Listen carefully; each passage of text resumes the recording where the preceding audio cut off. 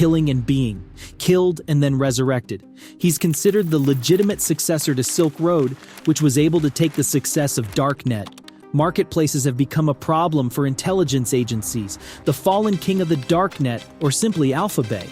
In October of 2013, the world was rocked by the news of the Silk Road, the virtual black market, and the actual face of the Darknet.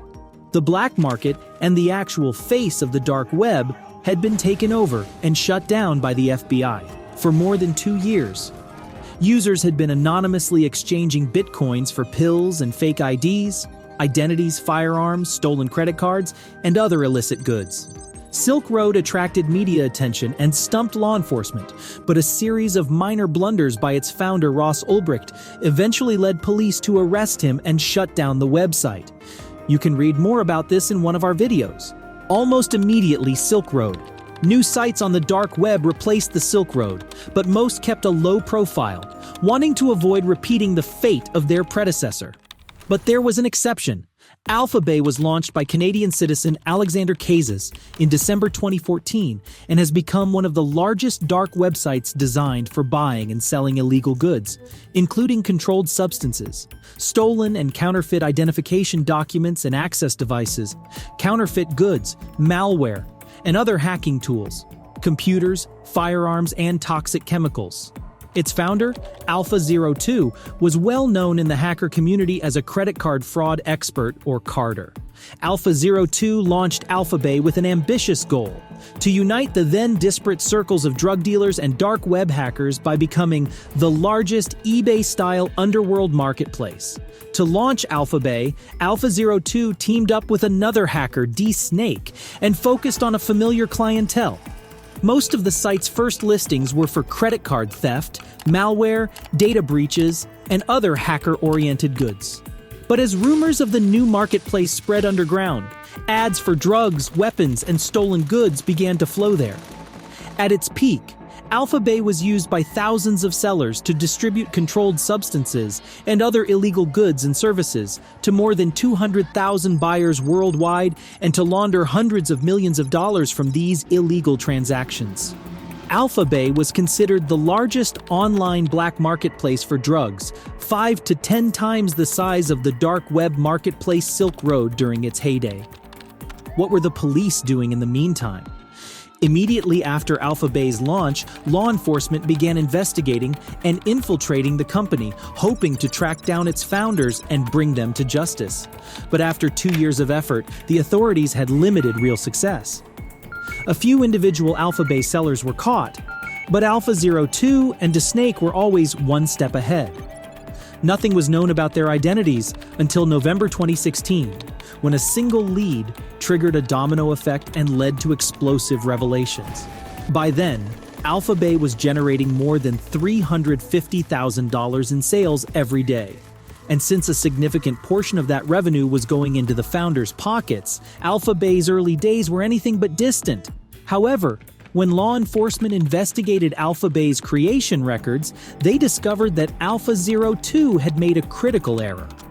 When the site's earliest users registered, they received welcome emails that mistakenly included the founder's real email address, pimp_alex_91@hotmail.com, and the name pimp_alex_91 appeared online as early as 2008, often accompanied by personal details and selfies. In particular, one post on a French technology forum included his full name, Alexandre Kazis. A search on the name Alexander Kazis revealed years of posts on various technology, hacking, and programming forums, with one of them containing the biggest bombshell. Years ago, on a forum now accessible only through the Wayback Machine, Kazis wrote under the name Alpha02. According to his online profile, Kazis was originally from Quebec, but was now living in Thailand with his fiancée. The 25-year-old frequently posted photos and videos of himself driving expensive sports cars and in 4 luxury mansions, a lifestyle that his alleged career as a web designer couldn't finance on his own. All signs so far pointed to Kazis being the founder of Alphabay, but there was still no definitive proof. So the FBI tried a different tactic. They attempted to trace the untraceable by following bitcoins on the blockchain to link Kazis and his fortune to Alphabay. Kazes went to great lengths to obfuscate his Bitcoin transactions, funneling money through Bitcoin laundering services and frequently changing his wallet addresses. However, after months of analyzing transaction fees and transfer patterns, the FBI subpoenaed one of the cryptocurrency exchanges used by Alphabay and discovered that its wallet was registered to Alexander Kazes.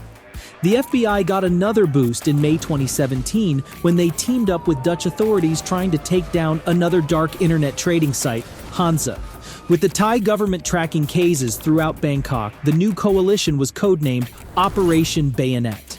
In June 2017, Kazes was formally charged with a laundry list of counts: racketeering, drug trafficking, identity theft, and money laundering, among others. But the Operation Bayonet team knew from Kazes bragging online that his devices were encrypted and equipped with switches that could erase all data from the disks. Without that data, the case against Kazes might not have gone forward, so they needed to discreetly capture Kazes while his devices were unlocked and open. On July 5, 2017, they put their plan into action. Agents outside the office created an image of Alphabay's Lithuanian server, which they were to shut down as soon as an arrest was made, while others monitored Kazes' home in Bangkok. At the command center, more agents were updating one of Kazes' profiles, waiting for the currently online mark to light up and let them know he was at his computer. But agents taking a snapshot of the server made a mistake and took him offline prematurely. Worried that disabling the server might alert Kazes and prompt him to wipe his computer, the agents drove their car into his front gate, dragging him out of the house and capturing him before he could destroy any evidence. Kazes was arrested and taken to the Thai Bureau of Narcotics headquarters, where he awaited extradition to the United States. Investigators found a goldmine of evidence in Kazes' laptop, which appeared to be unencrypted. Kazes was registered on Alphabay under the nickname Alpha02 and had compiled a detailed list of all his assets: $12.5 million in cars and real estate, $3.3 million in cash, and more than $7.5 million in cryptocurrency. The FBI told Kazes that if he agreed to cooperate with them and work as an informant, he would receive a reduced sentence and could once again become a free man in his lifetime. Kazes said he would not make a decision until he discussed the offer with his attorney. But Kazes never gave a definitive answer. On July 12, 2017, he was found dead in his cell with a towel tied around his neck, an apparent suicide by hanging. Although Kazes' mother and lawyer suspected foul play, his wife believed the suicide was real because he had told her he would rather die than be extradited to the United States. Days after Kazes' death, she was arrested for money laundering related to Alphabay and subsequently spent 4 years in a Thai prison for her role in the venture. But Operation Bayonet wasn't over yet. With Alphabay down and its administrators out of contact, users suspected that Alpha02 and D-Snake had pulled a withdrawal scam, taken their money, and disappeared forever. They began flocking to Hansa, another trading platform targeted by Operation Bayonet, growing to 6,000 new users a day. But Hansa had already come under the control of the Dutch government, which would spend the next few years prosecuting hundreds of Hansa sellers and users.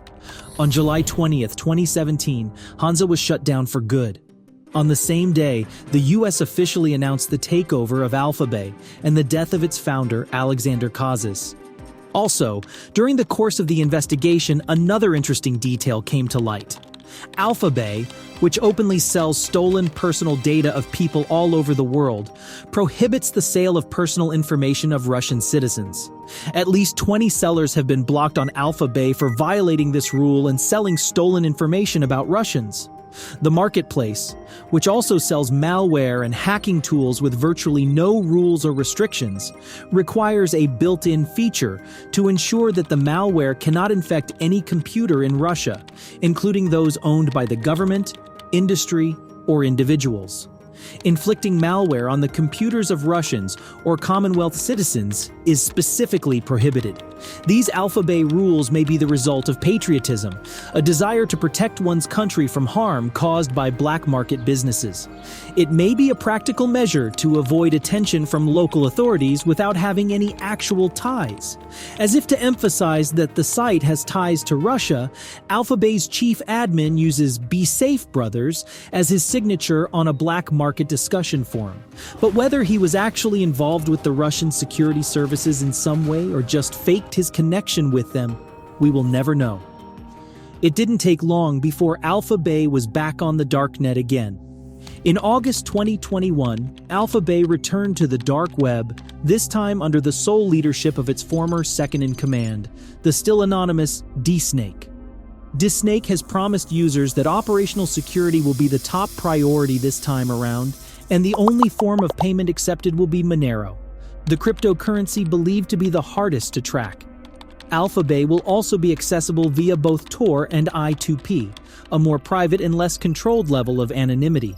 A new system called AlphaGuard has been created that automatically sets up new servers in the event of confiscation and allows users to withdraw funds even if the site is confiscated. D-Snake plans to eventually make Alphabay utterly decentralized so that authorities cannot shut it down permanently. While many former Alphabay users suspect that the new incarnation is a honeypot created by law enforcement, the marketplace is thriving regardless. As of June 2022, the site had over 30,000 listings and 1,300 sellers.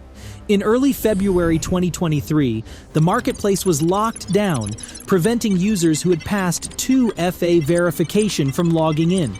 The affected accounts included all of the site's staff and sellers.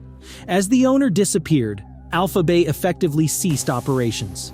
Although several theories of the disappearance were proposed, none of them were supported by evidence. Thus ended the story of one of the most powerful marketplaces of our time. This may serve as a lesson to the police, and such rumors will become rare, or we are in for a reincarnation of the fallen king. Either way, we'll find out soon enough.